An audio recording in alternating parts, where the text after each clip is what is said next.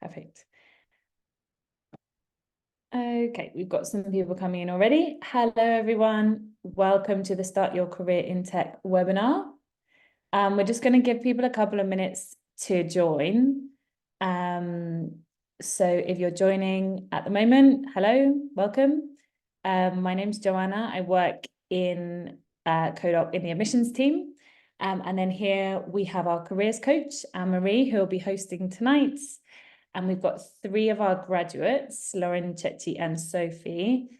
If you're joining, we'd love to hear where you're joining from. So maybe just write us a message in the chat box and just tell us maybe where you're from or where you're based at the moment.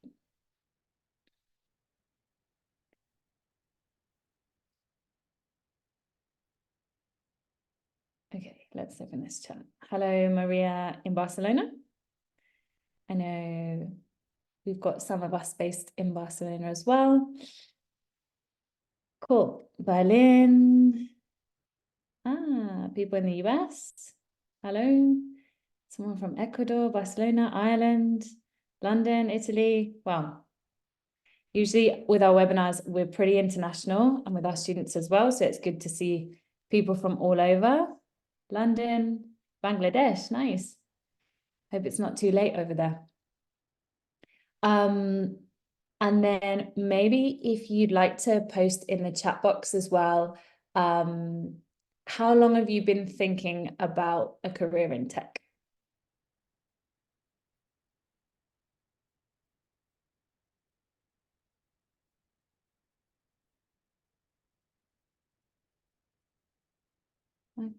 Okay, so a year, 3 years. Nice. Just 4 months, 6 months, years. Cool. Nice. Well, you're going to get some good insights today. I'll just explain a little bit about CodeOp while a few more people join, and then I'll hand over to our graduates. So CodeOp is a tech school for women, trans, and non-binary people. We're based here in Barcelona, but we have courses online. We have courses here in person, and we teach web development and data science. Our boot camps can be full-time or part-time. I think most people here did the full-time boot camp, but we do also have options to study part-time if you're working or parenting at the same time. And our students and graduates come from all over the world. So quite a few based in Spain, because that's where we're based, but also the US, UK, all over Europe, different parts of Asia, Australia as well. And from really all ages. So even if you've had a career for 10, 20 years, you can still transition into the tech industry. I'm going to introduce Anne-Marie, who will be hosting tonight. Do you want to introduce yourself, actually, Anne-Marie? Sure, no worries. Thank you so much, Joanna. Welcome, everyone. Really nice to see everyone here. So I'm Anne-Marie Fischer. I've been in tech for the past 10 years now. I've been a dev, I've been a tech lead, I've been an engineering manager. I'm currently a career coach at CodeOp. I'm going to be your host for today. Katrina, the CEO of CodeOp, was supposed to be here. Unfortunately, due to personal reasons, she couldn't. But no worry, we have you all covered, and we're going to make sure to have the best experience for you. We also have a couple of graduates from CodeOp here, which we're going to answer a lot of questions today. Thank you so much for joining us. So they're going to share their personal experiences of transitioning into tech, how to get the most out of a bootcamp, and some tips and tricks on how to get your first or your next job in tech. Joanna, is there anything else from your side? I know I kind of jump in there, but I want to make sure there's something else, if there's nothing else to cover before we jump right into it. That's it. Yeah, thank you. I was just going to say to everyone who's joined, if you have any questions at any point, please use the chat box, and hopefully our graduates will be able to answer your questions. And if you have any questions after the webinar, feel free to get in touch with me. And yeah, enjoy. See you soon. Thank you, Joanna. Okay, so with that in mind, let's go to our guest speakers today. Thank you again for joining. So we have Sophie here. Sophie transitioned from the music industry to tech, and now she's looking for her next role as a developer. Then we have Lauren. Lauren transitioned from the education sector and now works as a junior product engineer. And Ceci, who just finished the CodeOp Bootcamp and looking for her first tech job. Welcome. We're gonna deep dive into your stories, which I'm looking forward to hear more about, and I'm sure people joining are too. So let's go right into it. I would like to hear a little bit more from you on like what were you doing before doing the bootcamp? Where are you now?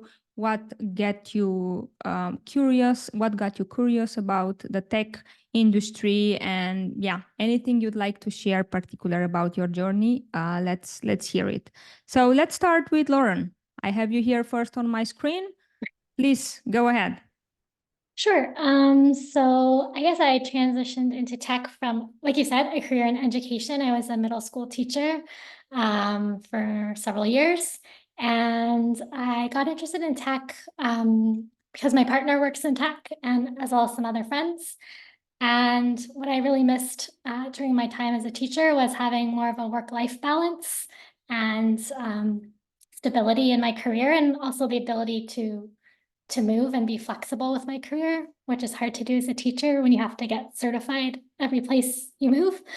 So that's really what drew me into tech. And I'm also interested in problem solving. And so that's basically all I do every day. So I don't want to go too deep into it, but that's my brief history. Thank you so much for sharing, Lauren. Having friends all around, right? They're doing tech. It's a pretty big incentive to look into it. Next one, Sophie. Yeah, so as you mentioned earlier, Anne-Marie, in my bio, I came from the music business. I actually, before then, I had quite a long career in the business industry in general. I worked in consulting. I also worked a little bit for Google on the business side, but never in a tech role. And then I followed my passion and started working in the music industry some 6 years ago. And I really wanted to work at the major record labels and do all of that stuff, but it never really happened for me.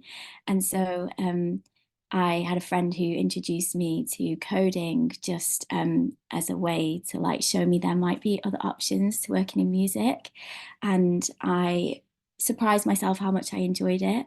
And it kind of just went from there. So I ended up teaching myself to code for about a year before I made the leap to doing a boot camp.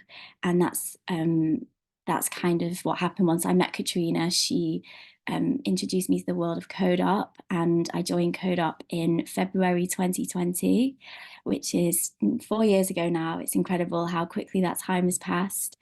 And yeah, I graduated in May 2020, 3 months later. And then after that, I started working as a freelance developer. And then I landed my first role as a developer the following year. And I've been working ever since. And now I'm in between jobs and I'm looking for my next role. So yeah, I've probably been working now 4 years in the tech industry. Thank you so much for sharing, Sophie. Chechi, go. Yes. So I just graduated from my boot camp, and previously I worked at a startup in Holland. It was called Sync VR, and they distributed VR headsets and they did games, VR games for healthcare, because I come from the health tech industry.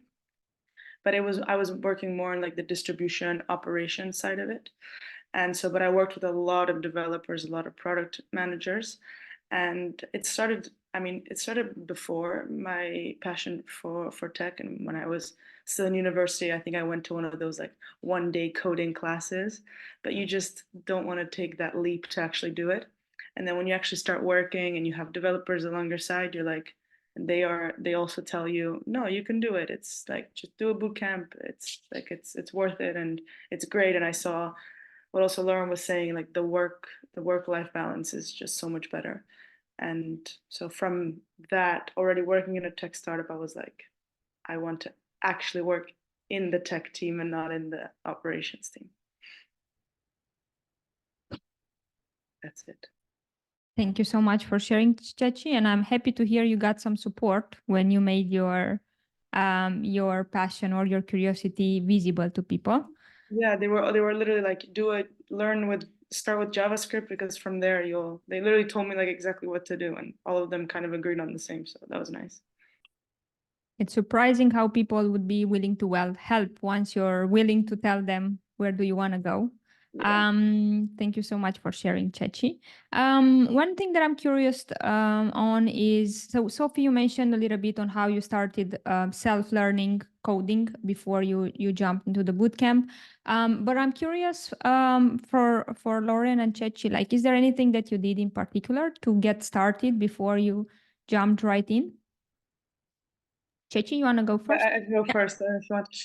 Yeah, actually, on free CodeCamp, I also did HTML and CSS, just to start, because you don't know if you actually like it, and it's all free there, so it's great. It is very, very long, so I don't recommend it if you don't have a lot of time. I just made a lot of time for it. So that's where I started. And then when I was like, okay, I actually enjoy doing it. And at my work, I also asked like if they could make me do some scripting, and then I also did a bit of that. So in my work, I also did it, and those two combined. So I do definitely recommend do something, because if not, you're gonna enter this bootcamp and you're gonna be like, what the hell is this? Thank you so much. Go, Lauren. Sorry. That's okay. You're already ready. It's okay. Similar to Chechi, I used free CodeCamp as well. And one other free program, I can't remember off the top of my head, but if I remember, I'll drop it in the chat. It was really important to me to see if it was something I enjoyed and felt like I could do. So these are very like low risk ways to do that, and I could go at my own pace. So the more I did it, the more I was like, oh, this is quite enjoyable and doable. And so it kind of led me up to kind of this decision, well, if I want to go further, what are the next steps? And for me, it was just, I kind of had to dive right in and sign up for a boot camp. But I'd say I probably spent about a year beforehand, just like kind of casually doing these free coding programs online, just to kind of take it in my own pace. But yeah. Thank you so much for sharing. Sophie, is there something that you'd like to add to this? I also started with free code camp, so free code camp for the win. It's exactly what you said, Lauren. It's low risk and you can go at your own pace, so it's great. And they really do start from the beginning. And then on top of that, I did a little bit on what's it called? I'm always getting sponsored ads for them. It's not Udemy. It's Code Academy? Code Academy. Yeah. They're amazing, and they have a really nice UI. So if you're like a visual learner, then it's a great one to use, and very good, like what's the word, like the modules are very well segmented, so you can specifically say, okay, today I'm going to learn HTML and just HTML, and it'll take you right through the track. So yeah, Code Academy and Free Code Camp would be my recommended learning resources.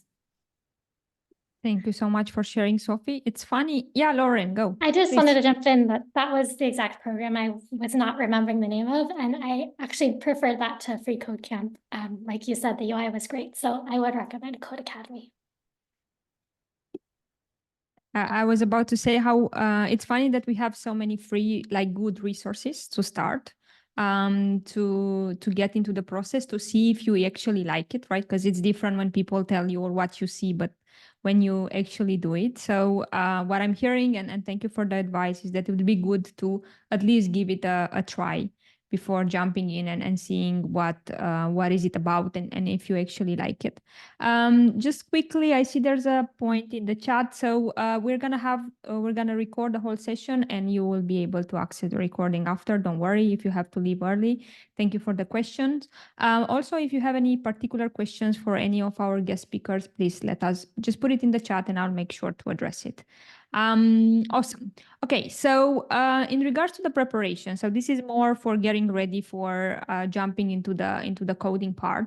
I'm also curious in regards to logistics, like the bootcamp, it's a big commitment, right? Some of you did it like full-time, part-time, like it's it's a big commitment, a big risk. So I'm curious if there's anything in particular there that made it easier for you to be ready and be sure that you are making the most out of it. Let's see. Lauren? I was just thinking, I'm not sure how to answer this.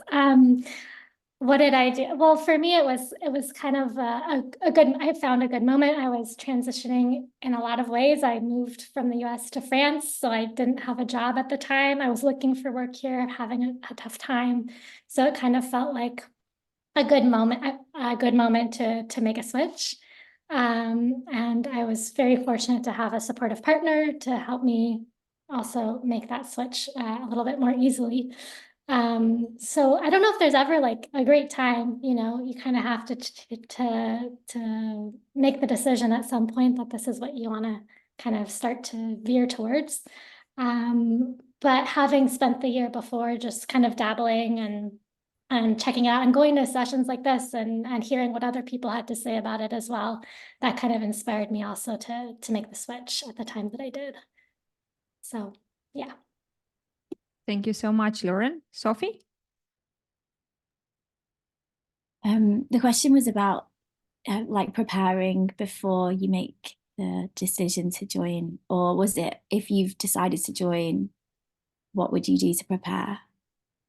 I mean, I guess both count. It's like when you're thinking about the bootcamp already and you know it's gonna be like a big commitment, in whatever stage you are in the decision, like if there's something that you did or you think people should do to make it easier for them to make the most out of what's coming, because it's a big commitment. Does this help?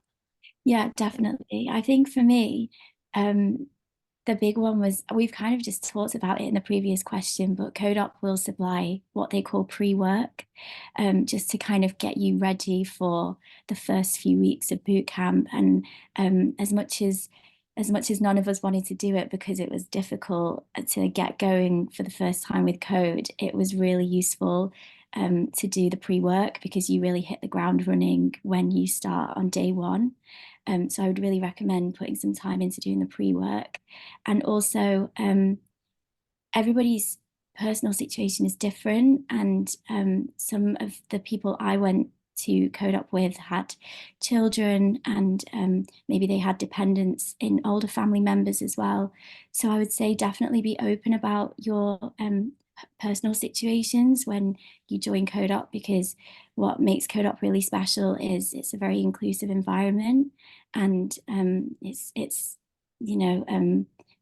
run by Katrina. She's a female founder, and she will understand everyone's personal situations. So I think it's always good to be open about any difficulties you think you might face, things like that. It's definitely an inclusive environment, and there's no reason to struggle in silence if you're finding it hard to juggle workloads with family care, children, that kind of thing. So that would be my advice. Yeah, use the support that CodeOp offers.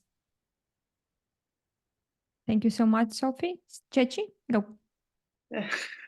I agree very much with like Lauren. It really depends on your just where you are in your like life. Let's say I was like 2 years into my first job. I had like learned a lot in it, and for me, I was living in the Netherlands back then, and then my girlfriend wanted to do a master's in Barcelona. So for me, it was just like Lauren. Like I moved, I was like, yes, perfect.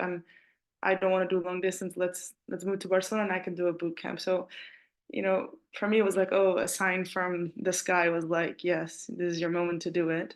But if you don't have that, I would really consider just like, do you really want it? Because I don't want you to like drop a great job at, I don't know, Microsoft for this. But I think if you're thinking about it, like if you're genuinely thinking about it, it's because you kind of want to do it. But just make sure that you are like financially stable, that you're in a happy place and in a good environment to like do the bootcamp, I guess. Thank you so much, Ceci. Okay, we have a question in the chat. You already mentioned some reasons on why you choose CodeOp over other bootcamps. Like Sophie, you talked about inclusive environment, support, but is there anything in particular that made you go for CodeOp? I mean, there's a lot of options out there, right? Chechi, you mentioned, okay, you also came to Barcelona to do the bootcamp. Like anything in particular that made you say, okay, this is, I'm going with CodeOp instead of something else. Chechi, Yeah. you want to go first? Go. Yeah, I'll go. So actually, yes, I have a lot of answers for this. I made a whole Excel sheet with all the possibilities, and there was Barcelona Code School, CodeOp, Lewagon, and Ironhack. I think those were the four that I wrote down. And for me, Ironhack and Lewagon were a quick no because of just the curriculum. It was too much like web development front end, like when I was looking, and I wanted back end and front end. And then just CodeOp just looked way more professional. The curriculum was much more thorough than the Barcelona Code School, for example, or the other two.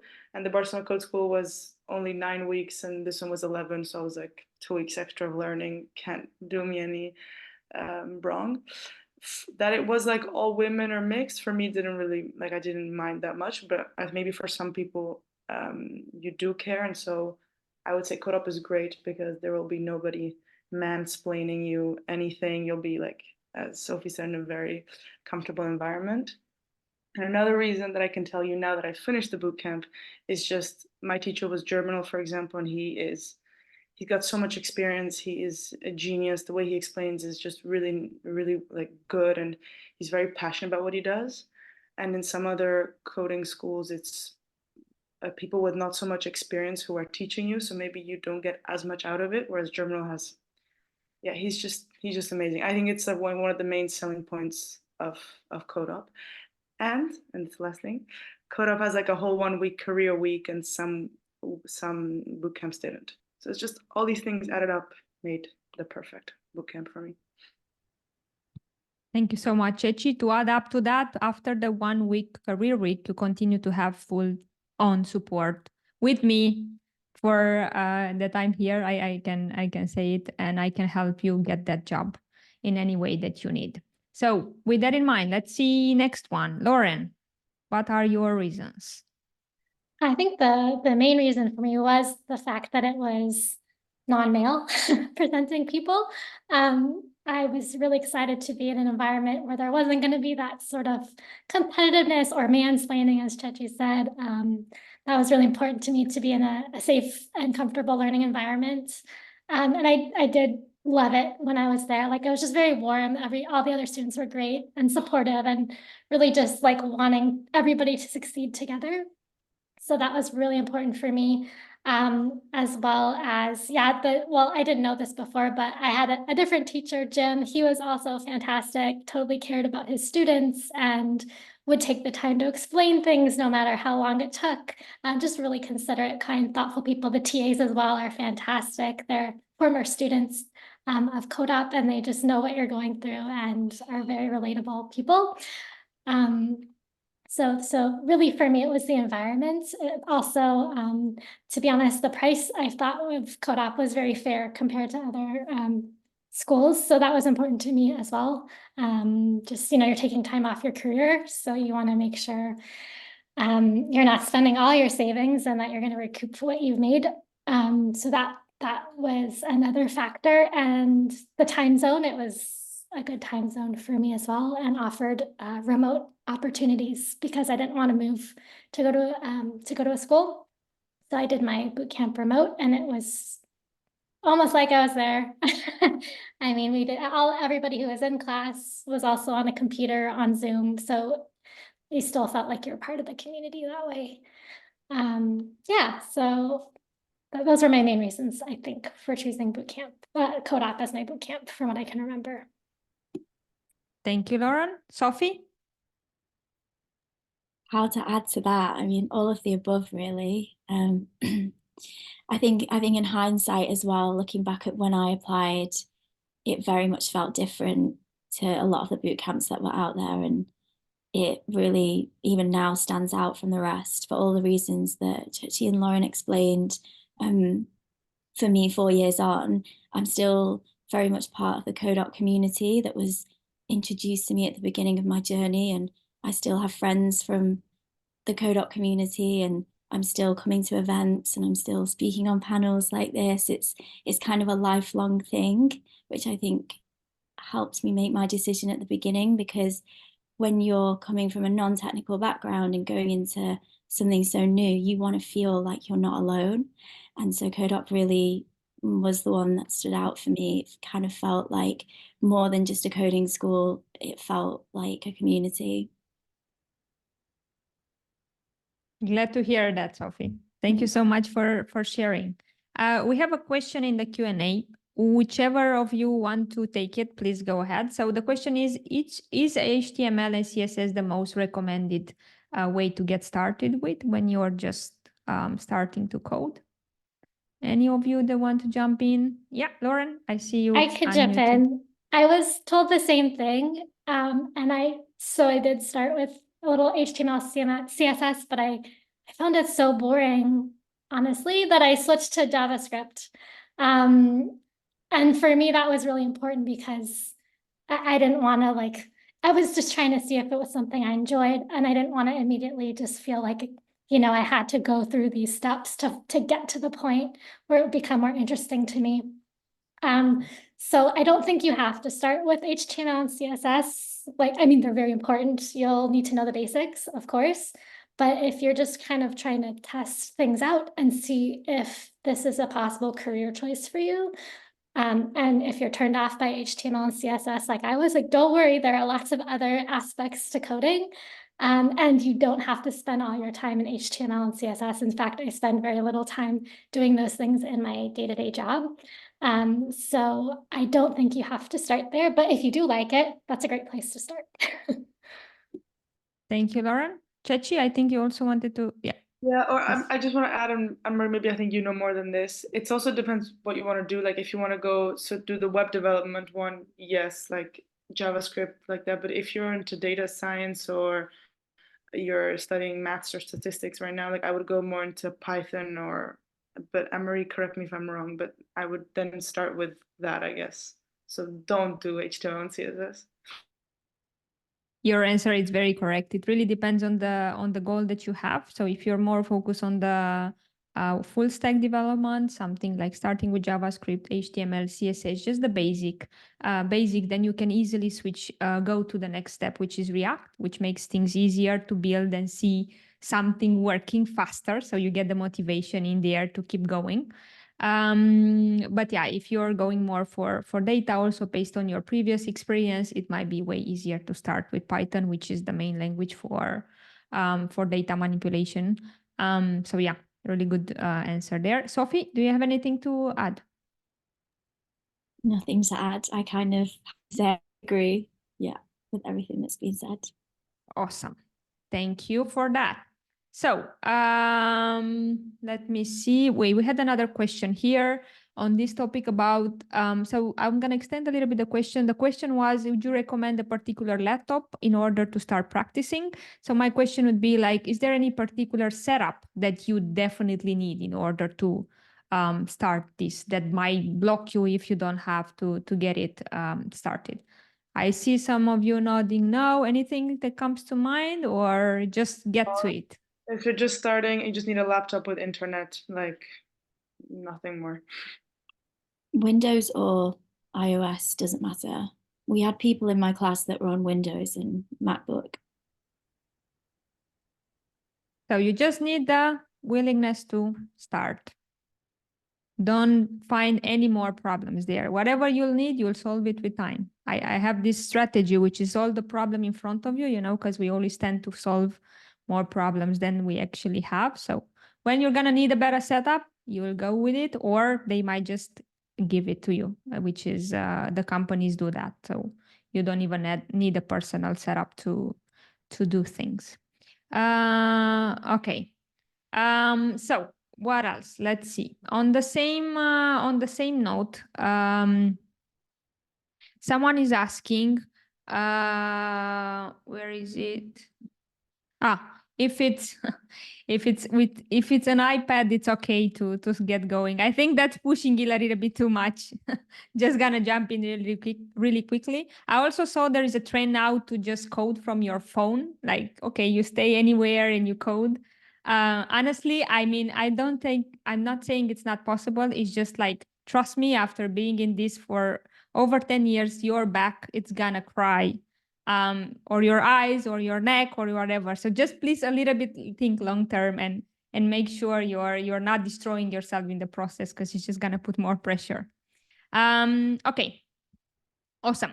So let's go into a little bit into the during the bootcamp process. Yeah. So we talked a little bit about the past, how you got into it, what were your reasons. So now let's say we are in the bootcamp phase. I would like to hear a little bit about, if you'd like to share, like, how was it like for you? Like, just taking us throughout a typical day on how did the bootcamp work for you. Also, it'd be useful if you would share if it was remote for you, full-time, part-time, just to put some context into the conversation. So Sophie, you want to go first, please?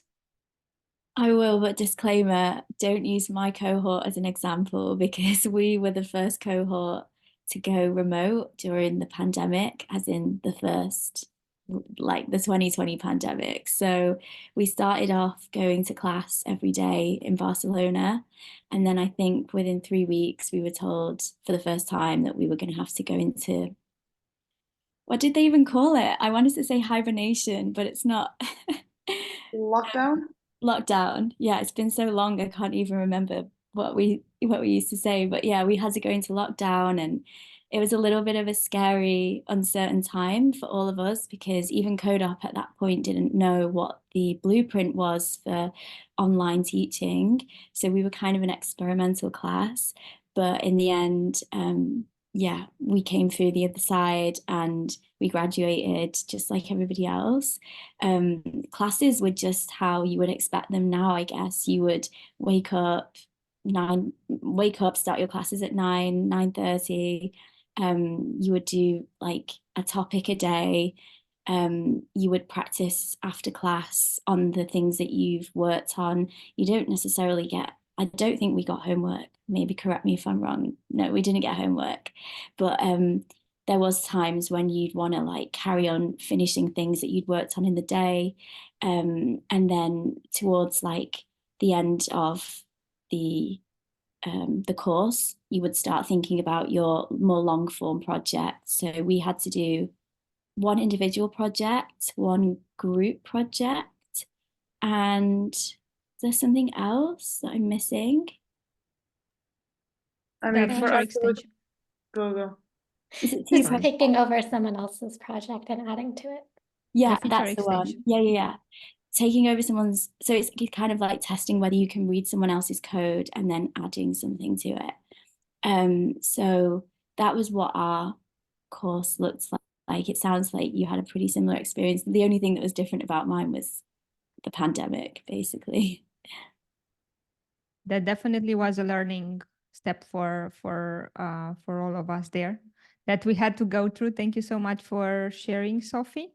Okay, Chechi, you want to go next? Yeah. So I love the boot camp. I had a great time. I did it full time in person here in Barcelona. And yeah, so a typical day was 9 to 6. I say like you take out of it as much as you want to. So I was someone that at 6, like I went home and I didn't open my computer for the rest of the evening. But I had people who, because they wanted to, they like until 11 or whatever, they kept doing the challenges, or they were, learning more. But so it's really just so like 9 to 6 is for everyone, but after that, you do you, let's say. I like I was well prepared before I started. So during it, I didn't want to cry, or I didn't, find it awful. I never wanted to quit. But I do want to like stress it, like make sure you are prepared, because if you're not, you're just not going to get as much out of it. And if you are prepared, all the easy stuff you're going to understand. And when the teacher gives you the more challenging questions, or even with like during the day when there's the more challenging exercises more at the end, you actually have time to do them, and you actually have time to like ask questions about them. So it's actually worth, your time. Don't worry, it's not 8 hours of you like coding the whole time. It's very well split with like lecture, coding challenge, or like exercises, lectures, exercises. So that's also something I wanted to say. Like, it's not, don't expect to be 8 hours after your behind your laptop and like huge eyes because you can't look at a screen anymore. Yeah, and just just be prepared, be positive, and also if you're doing the full time, understand that it's made in a way that it's supposed to be like bum bum bum bum bum. And after the first week or the second week, you might come home every day and your head is like wants to explode, but like it's normal. Don't be scared about it. Like, just, you're getting a lot of information, because so that after when you see something, you're like, oh, I've seen that before, and you can learn it. They're just trying to put as much information in your head as possible, which is a good thing. Yeah, not too different for me. I did also full-time boot camp. I graduated last December. I don't think I said that. 2022. Sorry. So yeah, it's been about a year, and I was doing it remote.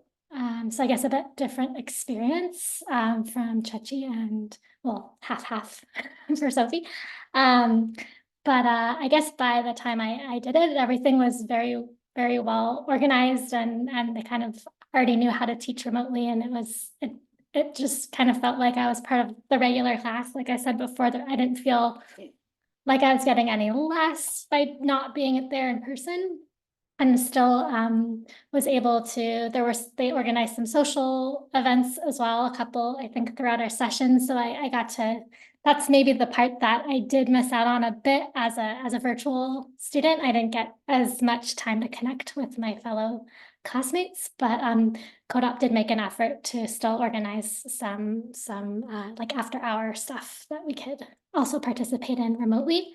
So that was cool. But as far as the day-to-day, I think Sophie and Chechi kind of covered it.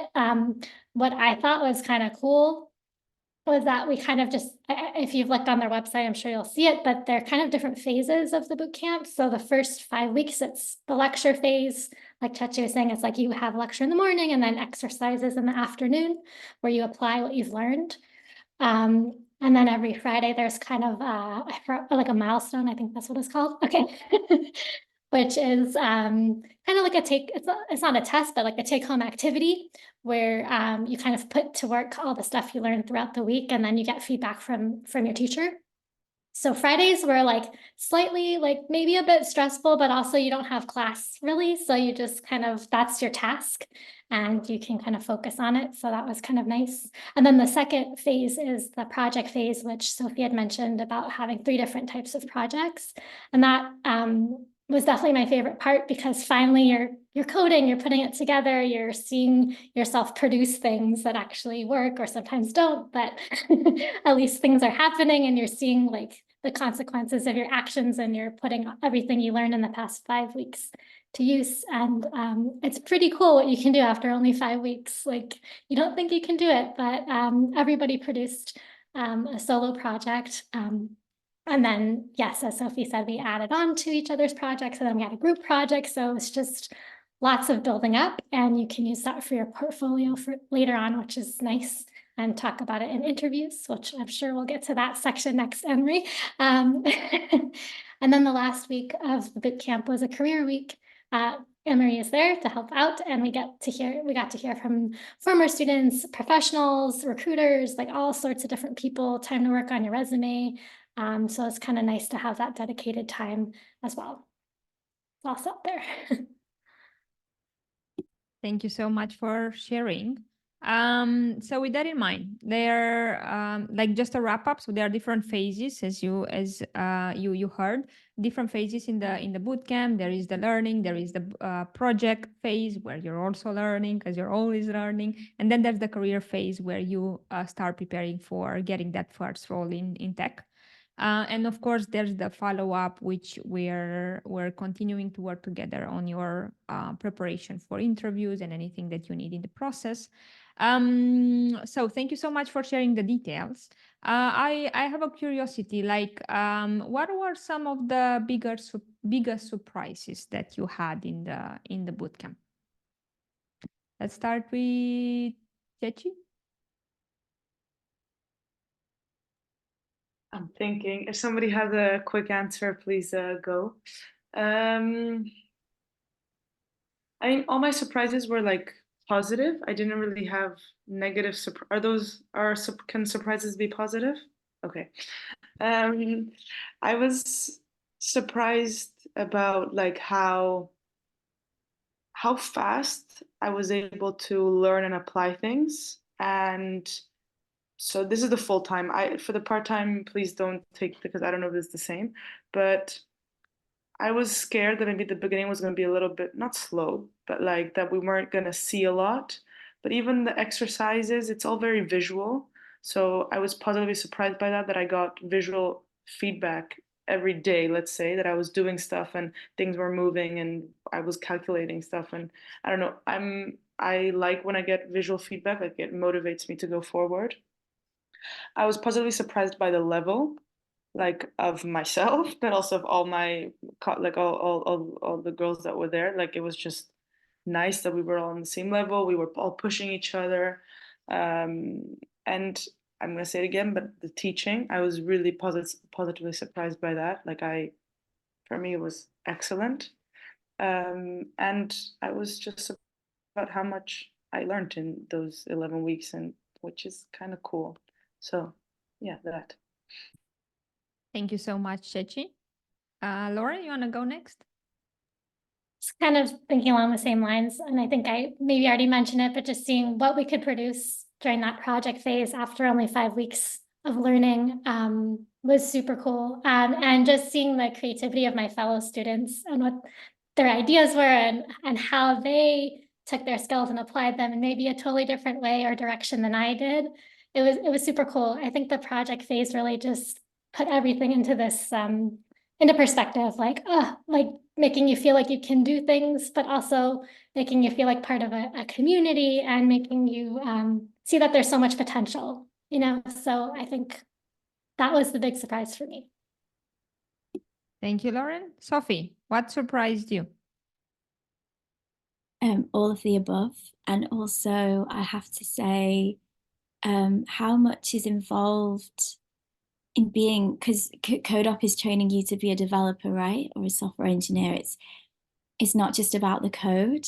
So much of being a good developer is things like soft skills and being able to work with other people and understanding that people have their own styles of communication and ways of learning. And yeah, I think definitely at the group project phase, that was a learning curve in itself, just knowing how to build something together with 3 or 4 other people that no one really knows what they're doing, but we all have to like pull together and prioritize tasks and delegate and just do it in a way that everyone feels comfortable and happy with the workload. And I think the bootcamp was surprising in that way, that you come out, you've learned how to be a good developer in the whole meaning of the sense, not just being good at code, but how to communicate with others and use empathy to basically get things done.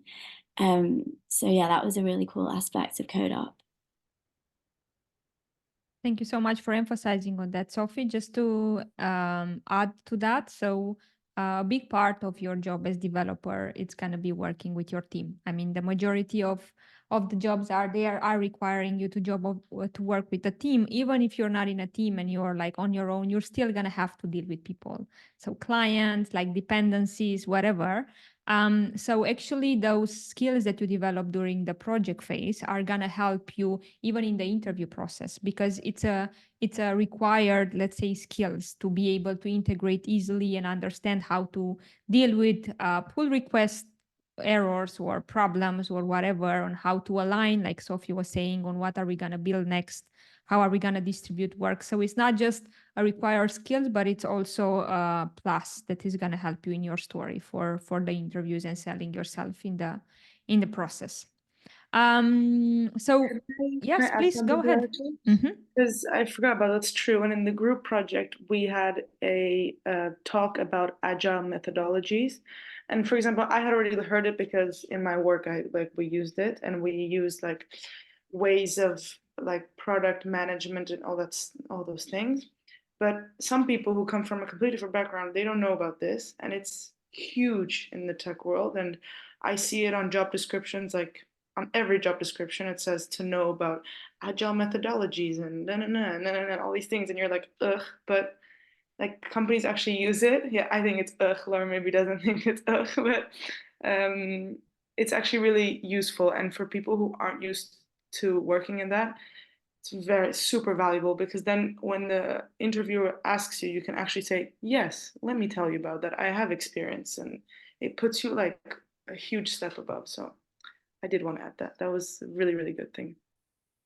Thank you so much, Chechi. I think it was for the overwhelming amount of requirements that they put on the job description these days, which, by the way, you don't have to meet them all to get the job. I can promise you, I've been in both sides of the table. You don't need all the skills. You can barely need to check barely like 30% of the skills. Sometimes it's just a matter of finding the right companies that is willing to invest into you and developing in the direction that they need you to go, more than having all of those skills.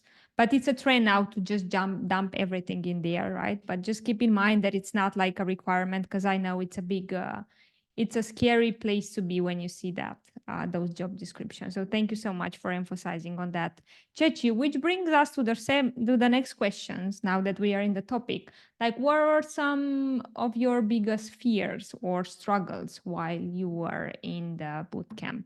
Chechi, I see you already unmuted yourself, Oh, so yeah, please sorry. go ahead. No worries. It's totally fine.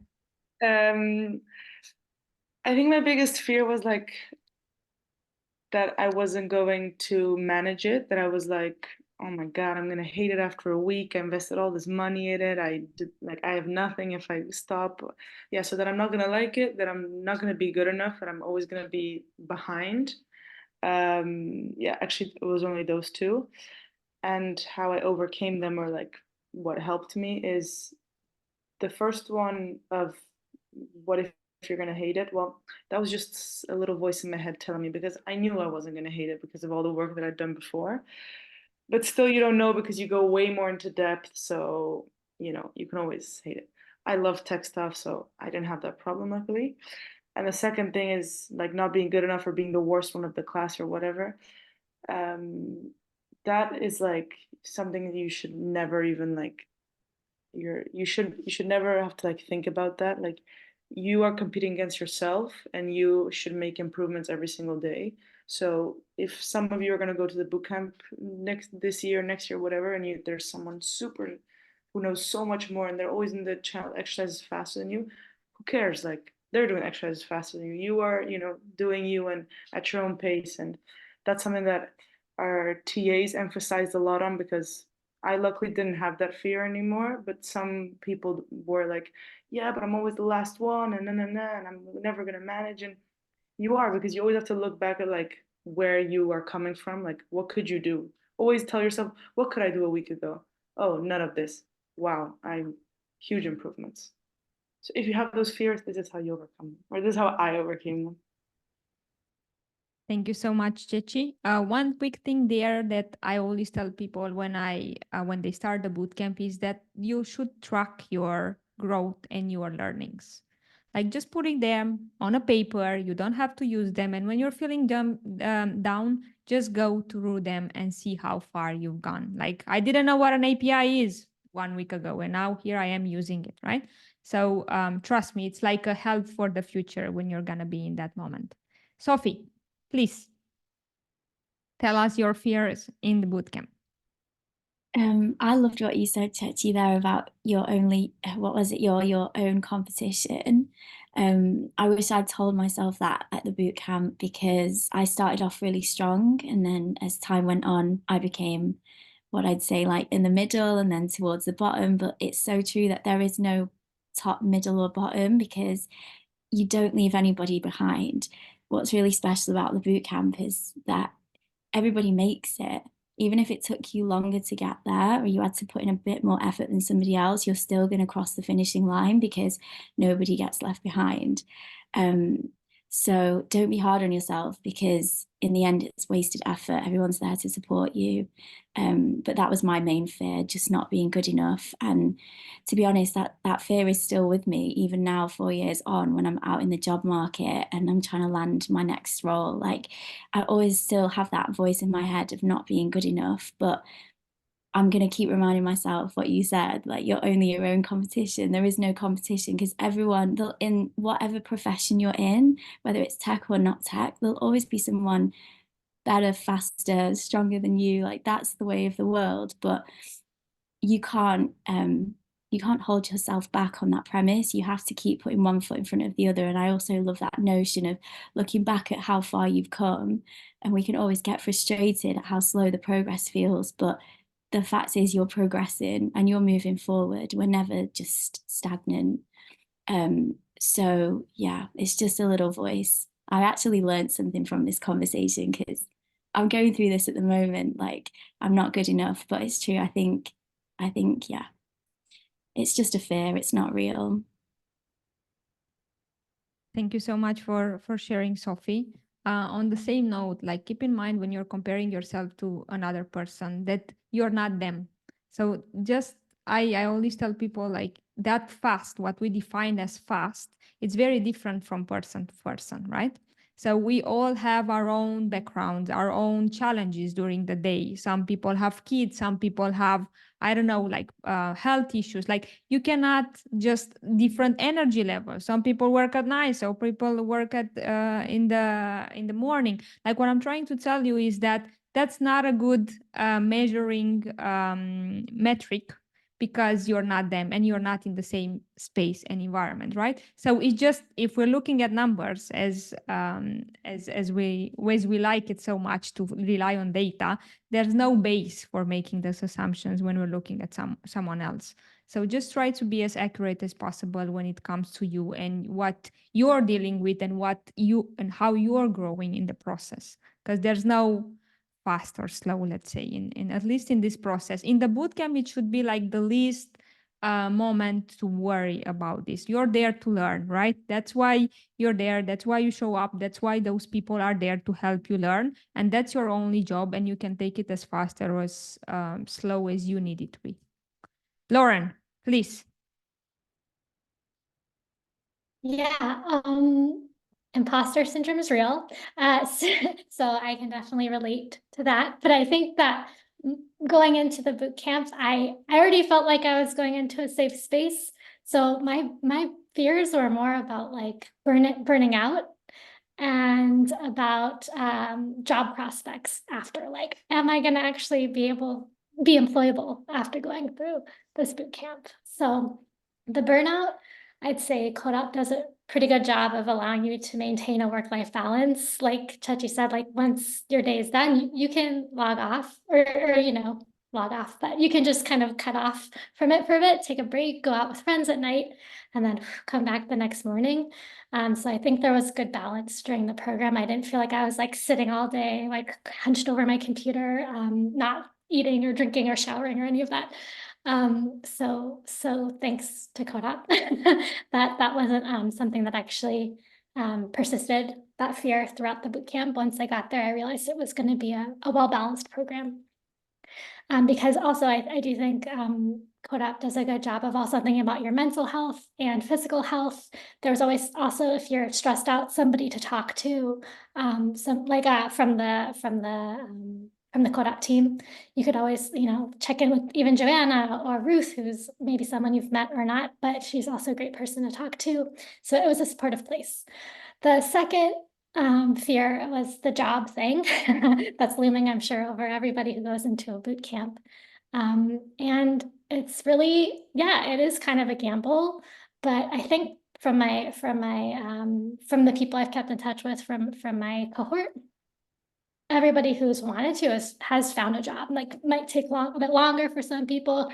Other people get it more quickly, but if you're persistent, if you keep practicing, I think it is attainable. Of course, you know, the economy changes and job markets change, so there's always that factor that plays into it. But based on my experience and experience of my classmates, I think people have been pretty successful on that front. So I think it's a natural fear to have.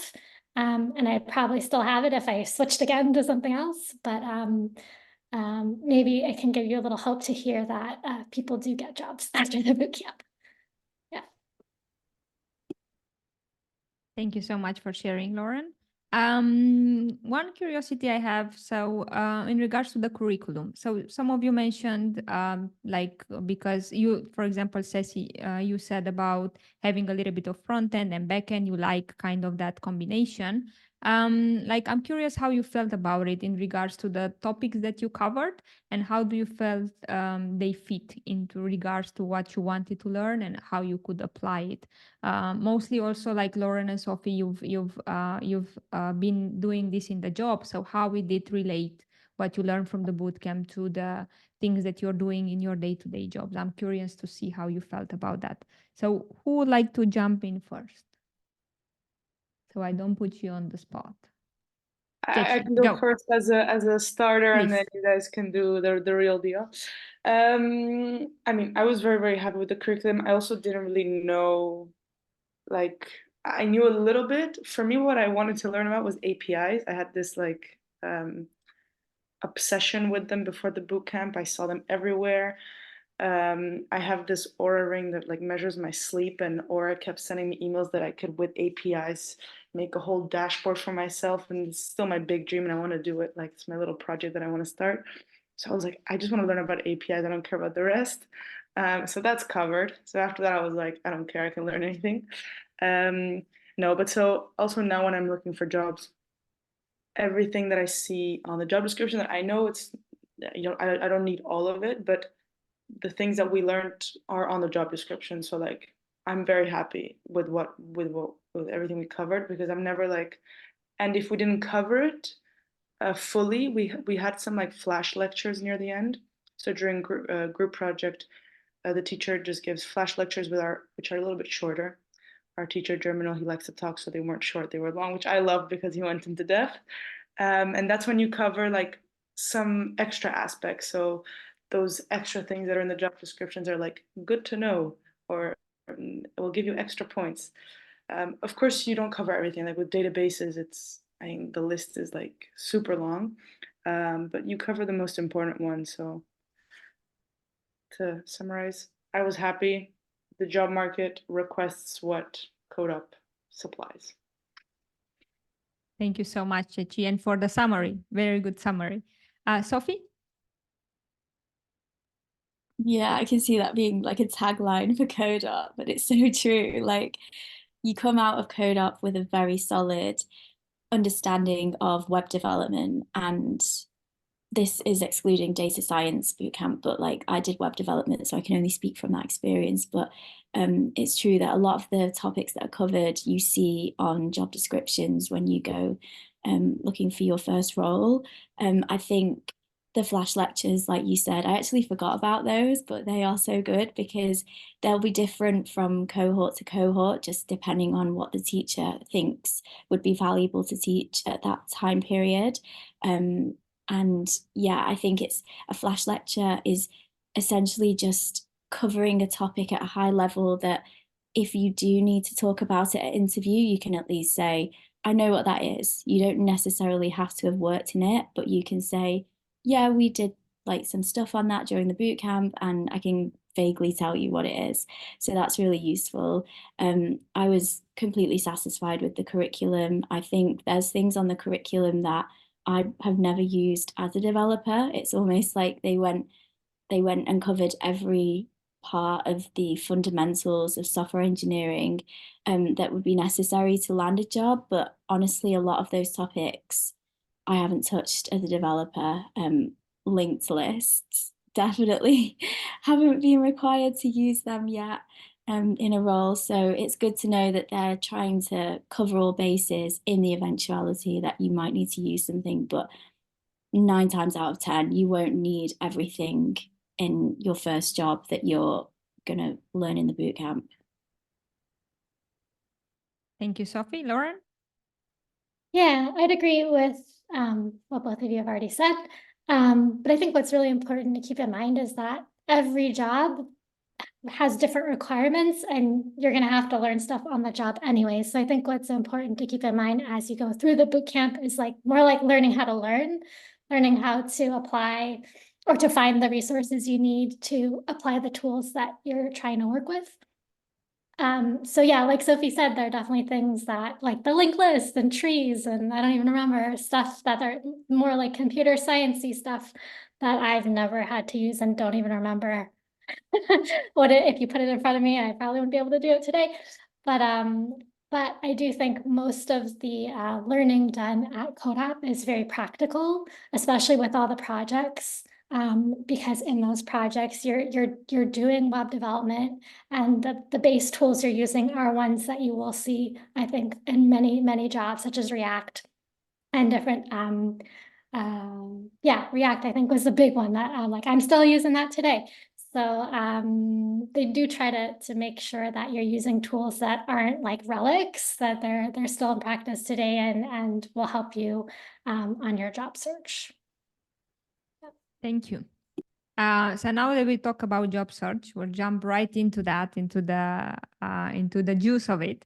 But before that, we have a quick question for Lauren. So the question is, how does working in tech compare to working in education? I work in education for over 10 years and wanted to hear about your experience transitioning.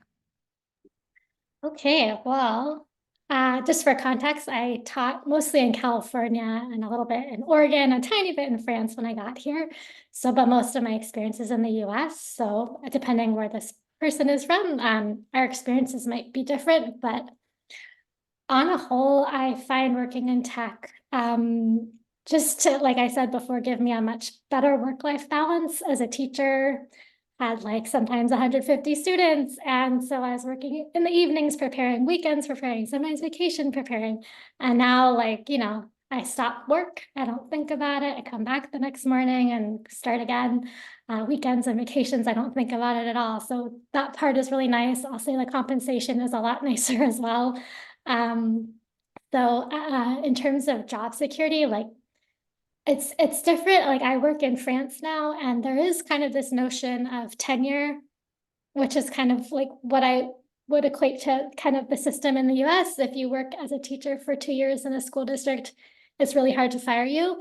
And I kind of have that here. I've passed my like trial period, and now it's hard to fire me in France. So there is this sense of job security, but I think there's also just a lot more jobs, and you're flexible. Like you can, as a teacher, you have to be in the place where you're working typically, or be certified to work in that country or that state.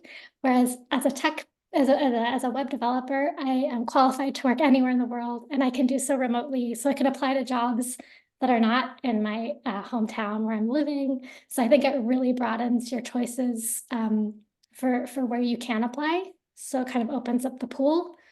I would say in terms of like meaningfulness of my job, it's not as meaningful as teaching. I do miss the relationships that I could build with my students. That's the one thing that's kind of a bummer about tech, but you do meet really nice people. And you can work in tech companies where you are working to develop a product that does help people. I currently work in the for like a company that is helping to open clinical trials to a wider range of people. Typically, it's like white, male, urban, wealthy people, and we're trying to open it up to people in more rural communities or that represent different racial groups. And so there is still this kind of like doing good aspect. It's a little less direct, but I think you can also still find that if that's something that's important to you. Thank you, Lauren. I think, yeah, Vanessa got her answer. So With that in mind, let's get to the job search process. Sophie, would like to tell us a little bit about your job search process after the bootcamp or the one that you are in currently? Like, how was it for you, and if there's any tips that you would like to share? Yeah, well, I've been in the job search process a few times since graduating. I think it's difficult to pinpoint a single reason why that is. I think we live in quite difficult times, economically speaking. So I'm sure many people here are aware that many layoffs have happened in tech, given the economic downturn after the pandemic and inflation and things like that. I won't go into it, but it's quite commonplace at the moment to see people getting laid off. So I unfortunately was laid off last summer. And that's just part and parcel, I guess, of being in tech at the moment. But generally speaking, my job search has been fairly positive. I try not to think about too much what's going on the outside, external factors. My one goal is to just get a job, so I won't let economic reasons get in between me and my next role. So yeah, like I said, when I graduated CodeOp, we were still in a tricky situation. There wasn't many jobs for junior developers because we were in the midst of the pandemic. So I didn't want to lose momentum from everything that I learned at the bootcamp. So I decided to become a freelance developer and start taking clients. And yeah, I've always been very honest about my experience as a freelance developer. I would be very, very careful going down that route when you're a junior. It's very demanding. There's very little flexibility in terms of how long it can take you to do a particular project. You're under client constraints. It can work very well, but it can also go a little bit wrong.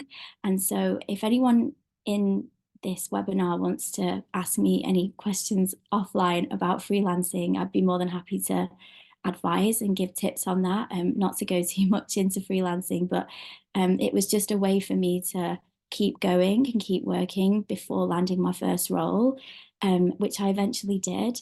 And having finally thought I'd got my first role, my dream job, it actually turned out not to be the right match. And I think this is like the reality of being a junior developer when you're fresh out of the boot camp. It's kind of difficult to find the one straight away.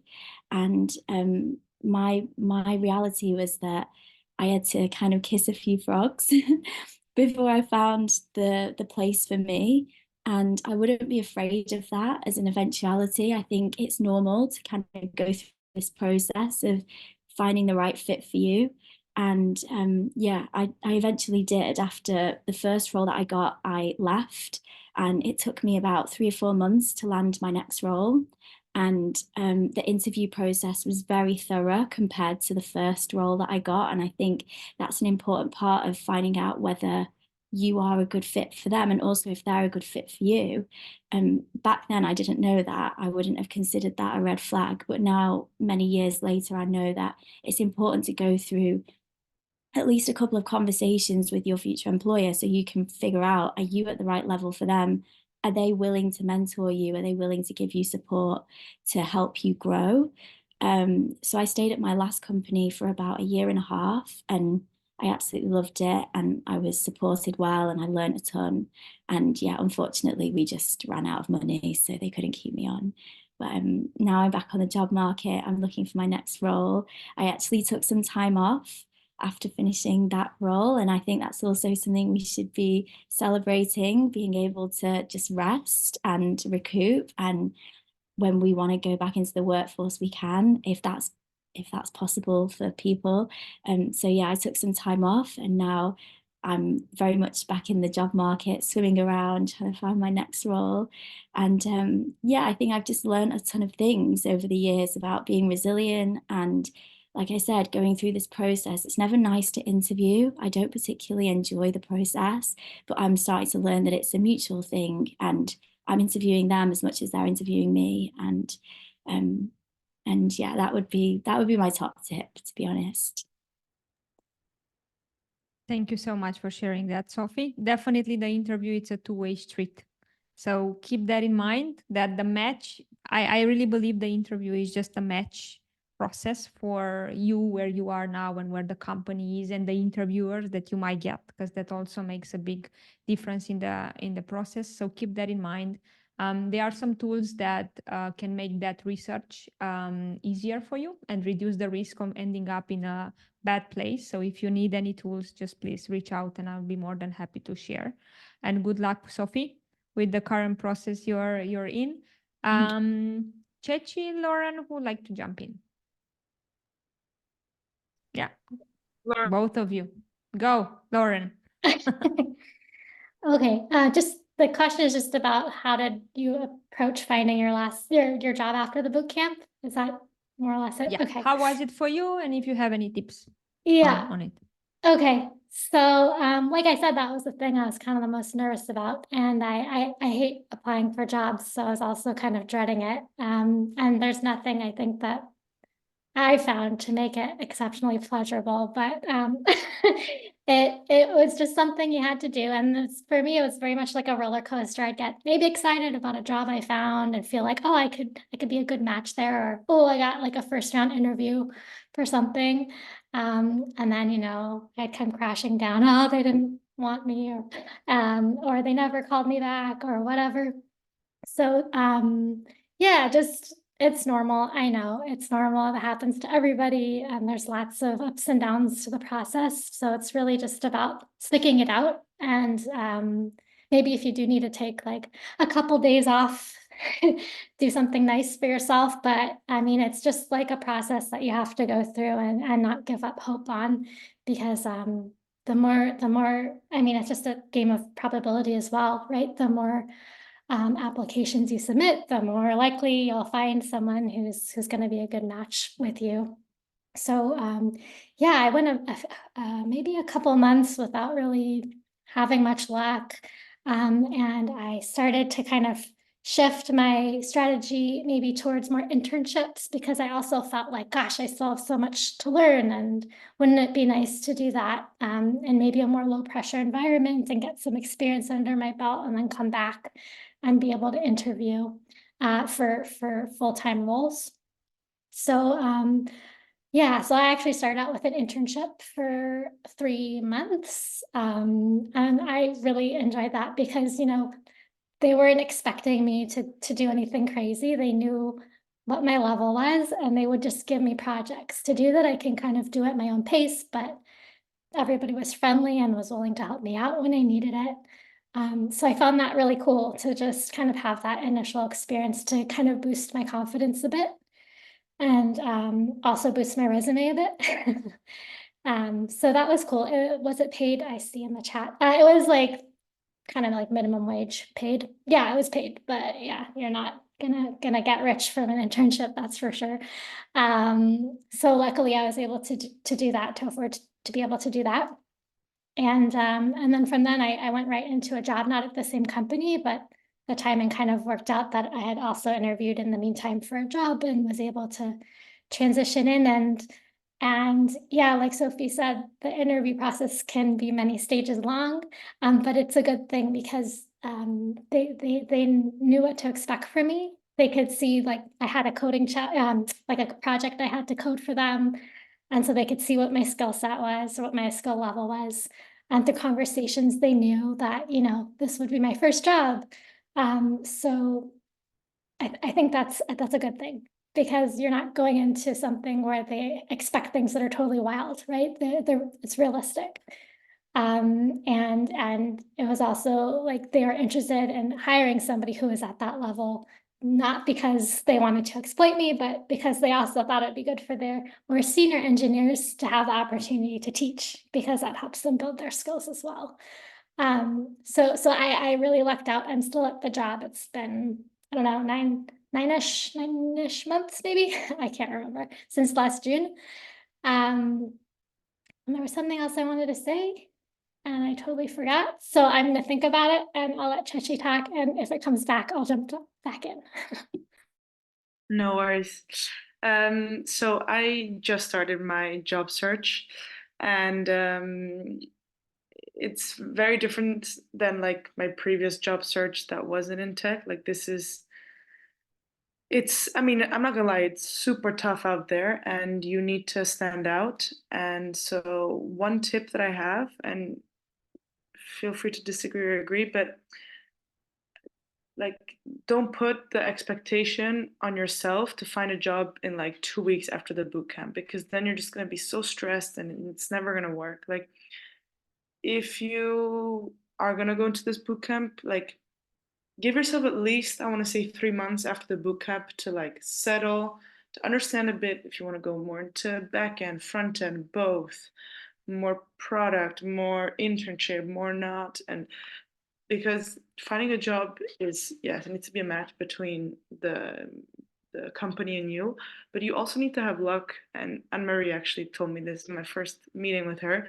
You need to have luck with the timing, because I mean, I think, or I don't know, but most people in this webinar are probably working or have worked, and in the in the company that you're working at, they're not hiring every day. They're hiring maybe 2 months really intensely, and then for 3 years, not anymore. And then, so you just need to be very lucky. And so that's something you need to accept. So that's why I don't expect, oh, the jobs are going to come flying at me as soon as I finish the bootcamp, because that's not the case. I'm finding it like okay, let's say, because I don't have this like pressure on me of I need to find a job tomorrow. I've had a few interviews, so that's good, which I'm happy about. And I would like, for example, I had one today, and I just don't think it's a match. So it's also not kind of the job that I want. But keep pushing is kind of like what my tip will be to you after your boot camp. And don't let yourself down. Like you're gonna get so many, I'm getting rejections every day nearly. And as Lauren said, like what did you say? Oh, you said, yeah, so it's a game, so it's all probability. And I'm thinking exactly the same. So I'm literally applying to so much so that the probability it gets bigger and bigger. So yeah, so it's hard, but you need to put the effort in it. Don't think it's gonna come flying at you, and give yourself the time, and yeah, really just the time for it. I remembered what I was gonna say, so I'll just jump in. One thing that my current employer, the CTO, told me when he was giving me my job offer was that although it was kind of a risky move, you know, hiring such a junior person who didn't have much experience, what he appreciated was that I'd already had previous professional experience. And so I knew what it was to work. I knew what it was to work with a team and communicate. So don't devalue your prior experience if you're coming from other industries. Shine a light on like what you are already very proficient in, what you excel at, because those are valuable skills as well. Thank you so much for your answer and your tips. Emphasizing on Laura's last point, one of the things that I keep repeating to people that I'm talking with, because everybody's worried about, oh my God, I have too much experience into this, or I have non-experience into that, or I'm too old, or I'm too young, or, you know, like everybody has their own fears. And I can tell you, because I'm speaking with people every single day, that regardless of what their position is, everybody's afraid that that's how gonna hurt them, right? So just to make that clear, and I always tell people that it's just about making sure you're using your story in your benefit. You're completely owning your story, you're telling it, and it's about finding the company and the interviewers and the people that are gonna value whatever you're bringing to the table, and they're gonna give you that job where you can prove them that you're the fit for the role, right? So with that in mind, like Lauren was saying, a lot of companies appreciate the fact that there's someone that has experience regardless in what industry, where they worked with other teams before, where they work with clients before, where like communication it's a requirement, or requirements gathering, or something that is very required in the tech space. The same as someone that is just starting their career, has a lot of enthusiasm and energy that maybe people that have been doing this for longer don't anymore, right? So they're just kind of less interested in when it comes to to that pure excitement, right? So it's just a matter of completely owning where you are and telling that to the person in front of you, and just, play it out. You're straight. You have way higher chances than trying to guess what people expect from you, right? So just, I can promise you that you might be wrong. So you at least bet on your story, at least, instead of something you imagine in your head. Okay, so we are almost there. I think one more last question that I have to make sure we finish on time. And thank you so much, everyone, for staying with us for this long. Is there any advice that you would give people that are about or thinking to just jump into the bootcamp or into tech right now? One piece of advice. I know it's hard, but only one. Lauren, you unmuted Maybe, yourself. Go. yeah, Please. maybe just be brave. We need more women or non-male identifying people in the tech industry, so we want you. Come join us. It does take a lot of courage though. So if you can build up a support network, family, friends, or maybe finding like a community. I know CodeOp has events if you're in Barcelona to meet people who are in the same kind of position as you or the same industry that you're looking to go into, find a mentor. But having a support network is key, I think, to success and to maintaining your morale, because it can be, like we said, kind of a bumpy process, any kind of career change. So yeah, that would be my piece of advice. Thank you so much. So have a support network and be brave and jump right into. Let's see. Sophie, Ceci, what's your advice? I'll give you my wise advice. I want to say, like, be confident and really believe in yourself. Also, I fully agree with Lauren with the support. I think that's maybe number one. I just have to think of something else. So this is what I'm coming, because the support and just that's super important. But yeah, just be confident and believe that you can do it, because if you don't even have that, it's gonna be really, really tough. And I saw that like with I'm a very confident person, and like I really and I know who I am and my strengths, and I think it's what I said before as well. Like, I don't want to sound cheesy, but if you're in a good place and if you're in a happy environment and everything, it makes a huge difference, I think. So that I really want to emphasize. Thank you so much. Sophie? I don't know what to add to those nuggets of wisdom. They're so good. I guess just being comfortable with the unknown, being comfortable with uncertainty, and learning how to ask for help. I think we all struggle with it. Maybe not, but I speak for myself. I struggle with asking for help because we always have pride that gets in our way. But if I could go back and ask for more help during my time at the bootcamp, I definitely would have, because it's one of the rare places where you can ask for help endlessly and there's no stupid questions and everyone's there to support you. So ask for help. Thank you so much, Sophie. On that note, asking for help and asking any questions that you might have or support that you need into this process, please don't hesitate to reach out to me, to the CodeOp team, Lauren, Ceci, Sophie. Maybe you're also open to have a chat if people have particular questions about their situations. And thank you so much for staying with us for so long. I hope you got some of your questions answered and you got that little push to go forward and chase your next step in tech. We want you here. We're definitely a place for everyone, and we definitely need more people, more diversity in tech to make it a better place for everyone.